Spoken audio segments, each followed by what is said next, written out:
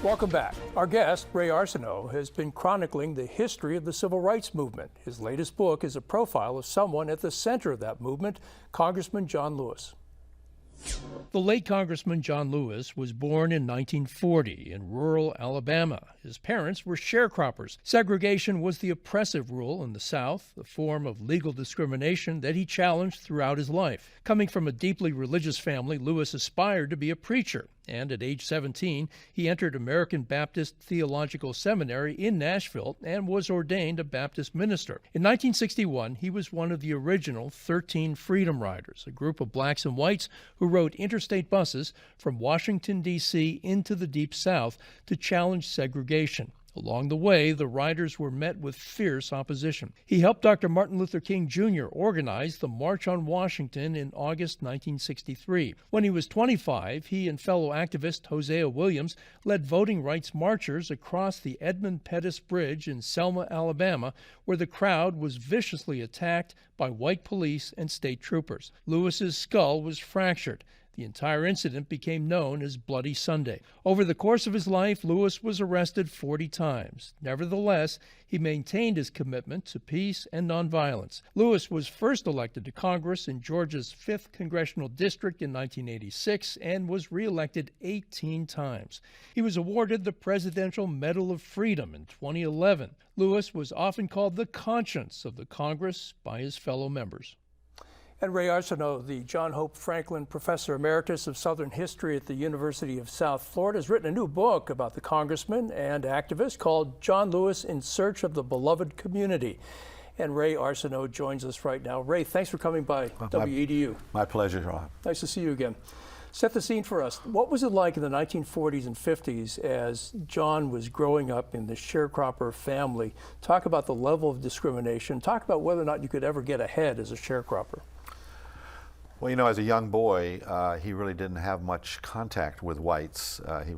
They lived about 10 miles out of Troy, the nearest large community, and no paved roads, no electricity, no indoor plumbing. You know, it was very, very primitive, and he lived in a kind of an all-black world, really, for those early years. But when he finally did go to Troy, he discovered the realities of Jim Crow. What did he see? Well, he was sort of warned by his family, you know, not to, if you're walking down the sidewalk and someone's walking towards you and he's white, you step off. You don't want any incidents. He didn't actually go to Troy or anywhere else very much until he was a teenager. His first protest, actually, that launched his career, was when he was 16, and he was a voracious reader. One of 10 children. The other children, I think, had sort of resigned themselves to working in the fields, chopping cotton and that sort of thing. But John hated it, and he didn't want that kind of life. And he was always sort of hiding behind the covers of a book. So he went to the public library, which of course was all white. No blacks were allowed in and were not given library cards or anything, couldn't use the library. And he went in and asked for a library card when he was 16. Of course, they threw him out into the street. But typical John Lewis, that wasn't the end of it for him. He wrote up a petition to try to have the library desegregated, and he circulated it among the students in his all-black school. But most of them were too scared to sign it. A few of his cousins signed it, and so it didn't come to anything. But I love this story years later, after he wrote his wonderful memoir, Walking with the Wind, which was a bestseller in 1998. Even the Troy Public Library decided to invite him back, kind of a favorite son. So the first thing he did when he went into the library, he says, "I want my library card," you know, and he got it. And his family was very religious, and he wanted to become a preacher, but he had a different view of religion. He didn't believe in kind of pie in the sky or reward in the afterlife. That's right. He was very religious. You may have heard the story that he actually practiced preaching to the chickens. He was given the chickens at the farm, and he treated them like they were his children, and he named them, and he tried to keep them out of the pot. You know, they were his pets, and he had a slight speech impediment and, of course, a deep Southern drawl, and he was sort of self-conscious about that, so he tried to perfect his speaking. But the preachers in that part of rural Alabama, black preachers, really had no contact to the social gospel. What is the social gospel? Well, it was a philosophy of kind of social action, using religion as kind of the basis of social action. Walter Rauschenbusch was one of the philosophers who developed it in the early 20th century. The term has been used in different ways by many people, but Dr. King considered himself to be a social gospel preacher, and John Lewis's first connection was listening to a radio sermon in 1956 by Martin Luther King Jr. And he was just thrilled. Of course, that was during the Montgomery bus boycott, and where the whole community was acting in a kind of social gospel way, voting with their feet, and a year-long boycott which came out of nowhere. Nobody ever expected the black community, which had a kind of conservative reputation, to do such a thing. That kind of nonviolent direct action would come out of the Black South. But it thrilled John, and he wanted to find some way to use his religious belief, but for the good of people in the here and now, and he went to American Baptist Theological Seminary in Nashville. And now, I said in the intro that he became a minister, but he did not. He did not. Well, in a way he did. When he was a kid, actually his picture appeared in the paper as the boy preacher. And I have a picture when he was 11 years old, being the boy preacher in the book. And he was sort of ordained, not officially at that point. But he, of course, planned to be a preacher. Spent 4 years at American Baptist. But he became disillusioned almost immediately when he went to the president of the school. The American Baptist Theological Seminary was actually run by the United Methodists, by a white church, and so they had to tread lightly in terms of things like civil rights. So the president, John, went in and said, "I want to organize a college chapter of the NAACP." He was shocked they didn't have one, and the president sort of told him the reality of the situation and sort of sent him on his way. And he actually thought about transferring. He was so discouraged. That first year he couldn't find anybody else who really knew anything about or cared about the social gospel. It was only in the second year when James Lawson, the great preacher who became one of John's main mentors, came to organize nonviolent workshops in Nashville for the Fellowship of Reconciliation. Dr. King had basically sent him south. And John was just thrilled by what he heard. Every Tuesday night they would gather in a Methodist church, and it grew to several dozen young students like John, Diane Nash and Bernard Lafayette, and some people become great leaders of the movement. And it changed all of their lives. I mean, how did nonviolence intersect with Christianity? He's at this Baptist Academy. How did they embrace also, along with their Christianity, nonviolence? Well, you can interpret, particularly African American Christianity, Protestantism, in a way that leads to nonviolence, but it normally didn't happen. It was preachers often were kind of power brokers between the white and black community, and they often were more interested in their Cadillacs than they were in spreading kind of social justice, and maybe in their hearts they wanted to do that, but they didn't feel they had the latitude to do it. But for Jim Lawson, who was John Lewis's mentor, it was kind of a mixture of Gandhianism and African American religion. Mm-hmm. And so there was no kind of pure type. It was kind of a hybrid between what Gandhi had preached.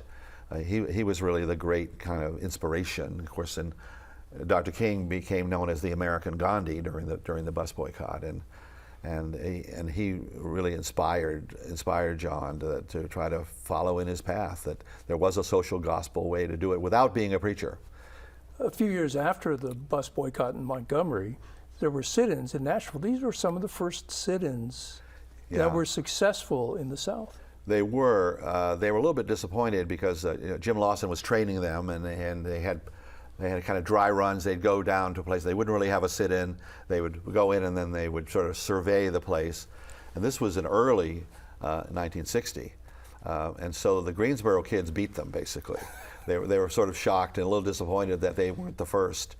They probably had the best organized student group to conduct sit-ins, and they were very early, soon after the Greensboro sit-ins, they did start sit-ins, and they had stand-ins in the theaters and everything you can imagine. How did Nashville change?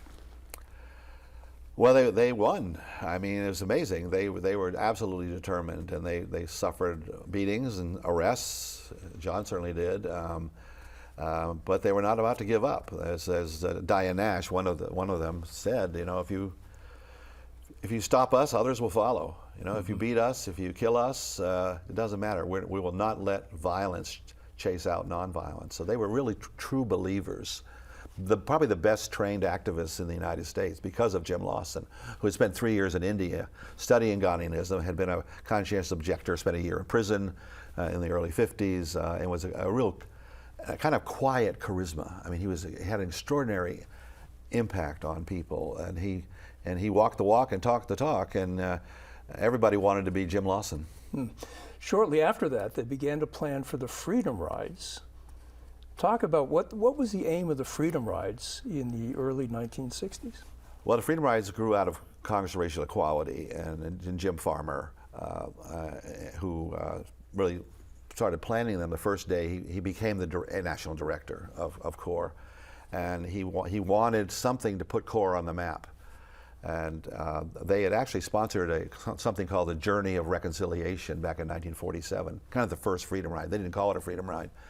They only did it in the Upper South. They had no women with them, and it was the same week that Jackie Robinson broke the color line in Major League Baseball, so they didn't get much press. Few of them ended up in jail. Baird Rustin was one of the main figures, and they thought that would be the first of a number of these so-called Freedom Rides. But in the 50s, the Cold War kind of dampened, pushed them into a kind of subterranean, almost beyond the pale. So the CORE almost disappeared in the 1950s. Really the Montgomery bus boycott that brings it back. And then of course the sit-ins in 1960 in Greensboro and all over the South. And then of course the Freedom Rides is their great victory. But their plan was to do something shocking to force the Kennedy administration to care about civil rights, to move to protect the constitutional rights of African Americans. At that time, Kennedy was essentially a cold warrior. He really wasn't interested in race and civil rights. He was looking really at the world scene. He was more interested in Berlin and summit meetings with Khrushchev. He didn't want things in Alabama to upset the apple cart, which of course they did. Bobby Kennedy was his brother, was the Attorney General. What was his view about civil rights? Well, Bobby had more, I think, experience, but you know, he was very loyal to his brother, and as John Kennedy said, get those people off those buses. They're embarrassing us. He tried to talk him out of it. Oh, yeah, absolutely. But of course, there's no way in the world that they were going to stop. You talk about some of the best training. What kind of training did they go through to take part in the Freedom Rides? Well, they do kind of social drama where they'll role play, and so the members of the group some will play white supremacists, and they'll be spitting on them and screaming racial epithets and kicking them, and they have to learn not to fight back, not to give as much as they got, and it's extraordinary. There are 436 Freedom Riders. There's not a single incident of a Freedom Rider striking back. I mean, they're willing to turn the other cheek and take it. Talk about some of the incidents of violence that they met along the Freedom Rides. Well, the first example of violence was in Rock Hill, South Carolina, about 1 week after they left Washington. They were going a 2-week trip from Washington to New Orleans. And a group of young Klansmen met them at the bus station in Rock Hill and beat John Lewis and a couple of others pretty badly. The police actually came and offered to arrest them, but John wouldn't let them. He said, no, I'm not going to blame individuals for the evils of a system. That's who he was, really. But one of those Klansmen, a man named Elwyn Wilson, who was about 24 years old at the time, kind of a Klansman in training, for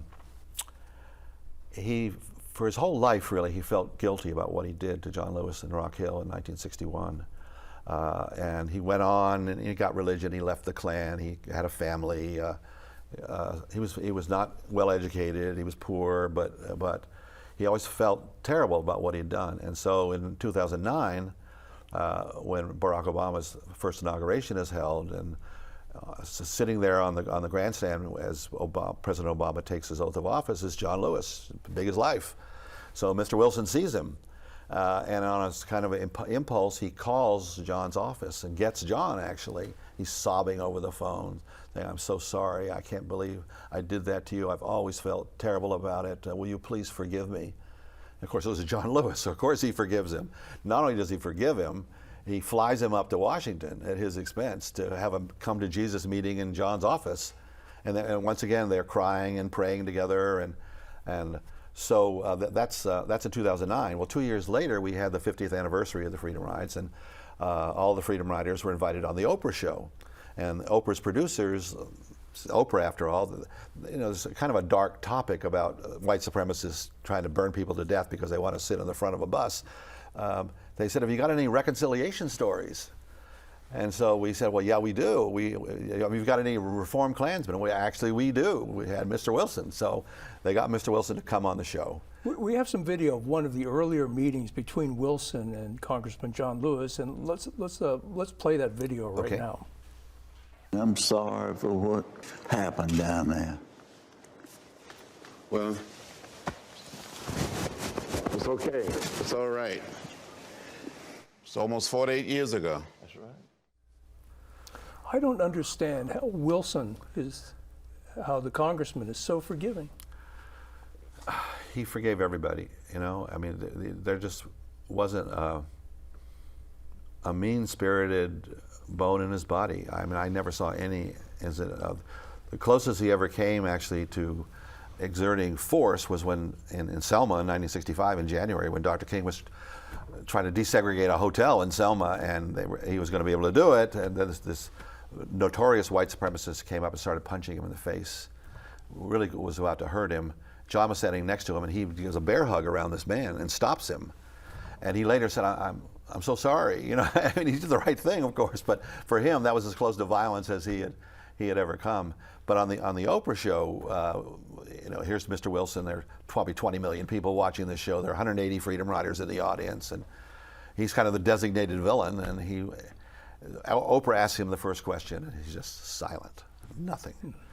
So she tries again, and I was sitting off camera right next to John Lewis, and Mr. Wilson's on the other side, and I could see what was happening, and he was about to implode. He was going to run off the set. And at just the right moment, John reaches out with his left hand, and he grabs his right hand, and in a voice that everybody could hear, he said, "He's my brother. He's my brother." And he meant it, you know, and there wasn't a dry eye in the place, but for me, that'll always be the quintessential John Lewis. You know. Part of that training was that you've got to love your enemy. Part of that training the Freedom Riders went through, and all these early activists went through. Yeah. Not an easy thing to pull off. I mean, there were a few civil rights leaders who were able to do it. Dr. King, C.T. Vivian, Jim Lawson, Diane Nash. Of course, John is a quintessential example, but that's the kind of gold standard of nonviolence. If you can get to that point, the beloved community was a concept that John believed in deeply, and so did Dr. King. And it was went back to the First World War. The philosopher Josiah Royce came up with that term. And it's just a sense of unity, a sense of not dividing people, not treating people as the other, a truly beloved community. And part of that is loving your enemies, really loving them, not just tolerating them. Not just not striking them, but actually literally loving them. And of course, the concept of love is at the center of it all.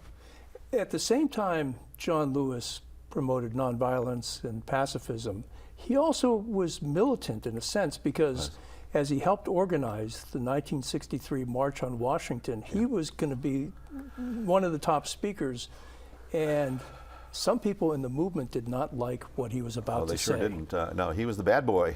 He was the, you know. What did he want to say? He was the head of SNCC, the Student Nonviolent Coordinating Committee, which was the most radical group. And this was the March on Washington for Jobs and Freedom. And he didn't want them to forget that. The Kennedy administration wanted this as a kind of sideshow, if you will, in support of the Civil Rights Bill, which dealt with public accommodations, but really nothing else. John didn't want that, and he fought bitterly, even though he was only 23 years old. You know, he was half the age of most of the so-called Big Six leaders. And because he was the head of SNCC, he was given the opportunity to speak. But most of the SNCC activists didn't want him. They didn't want to have anything to do with the March on Washington. And John wanted to make sure, well, if I'm going to do this, I'm going to give a really radical speech. So in his original text, he talked about the movement marching through the South like Sherman's army through Georgia. These really provocative terms, talking about a revolution and all this kind of thing. And some of the more conservative people involved in organizing the march just flipped out. And they said they started to walk out. Actually, this is just before the speeches were made that day. And so John had to rewrite his speech. And it was A. Philip Randolph who was really the godfather of the march. Of course, it was really his idea more than anyone else's. And at a point when they're trying to get John to change, Randolph turns to him and says, "John, I've been waiting for this all my life. Please don't ruin it for me. Please, you need to compromise," and he did. A lot of people were saying patience, wait your turn. Well, interestingly enough, he used the word patience in his original text, and one of the bishops of the Catholic Church, who was one of the organizers, just took great umbrage at this. That he said, "You cannot use the word patience." Nobody really figured out why he was so upset about the word patience, but that's one of the words that John took out of the speech. Mm-hmm. And John was a critic of patience. He wanted to move forward. Yeah. Like the other activists, the freedom riders, they didn't want freedom later, they wanted freedom now. I mean, they knew they were being, in some sense, in the historical context, unreasonable, but they were deliberately unreasonable. They wanted to push people into a situation where you could have really deep change. We're almost at the end of the interview, but I want to ask about Selma, where John was severely beaten, along with others. Talk about the march over the Edmund Pettus Bridge. Oh, wow. Well, there ended up being several marches. The march that became known as Bloody Sunday, John and Hosea Williams, who was representing the Southern Christian Leadership Conference, Dr. King's organization, they led 600 marches over the bridge, and there they saw on the other side, of course, the state troopers and the mounted possemen who were itching to stop them physically with violence. And that's what they did. And John was nearly killed. It was a terrible concussion, fractured skull. In fact, when they actually did get the march, when they got an injunction, and Judge Frank Johnson made it possible for them to march the 52 miles to Montgomery, John had to make a deal with his doctor. He was still in the hospital. You can march during the day, but we'll pick you up and we'll drive you back to Selma. And so he did this for the entire march. And he gave a wonderful speech at the end, along with Dr. King. But that was the most important episode of his life. He reenacted it many times. The Faith and Politics group, which he helped organize. I actually was there with them this year when they walked across the bridge in a kind of commemoration of what happened on Bloody Sunday. But he had to tell that story over and over again, and you can only imagine what it was like to do that, to talk about, because he really thought he was going to die. What was the impact on Washington, D.C., on Congress of seeing that incident on the bridge? Well, I think it was crucial to the passage of the Voting Rights Act. I mean, John really had more than anybody else, I think, had a hand in that, which is kind of ironic because earlier in his career, he really wasn't that interested in voting rights, because the Kennedy administration wanted to push SNCC and the other groups into voter registration. They thought it was less controversial. They were wrong about that. They didn't want them to do nonviolent direct action in the streets where there'd be whites and blacks, clashing. So through Harry Belafonte, the Kennedy administration offered all kinds of money for SNCC to focus on voting rights, and so they eventually split. Bernard Lafayette came up. They had two wings. And even a bird needs two wings to fly. Mm-hmm. So but John was part of the group that was very suspicious of the Kennedy administration's emphasis on voting rights. Mm-hmm. Ironic that he became the great champion of voting rights. But he really came to believe that was absolutely essential as a first step, really, towards dismantling the whole Jim Crow system.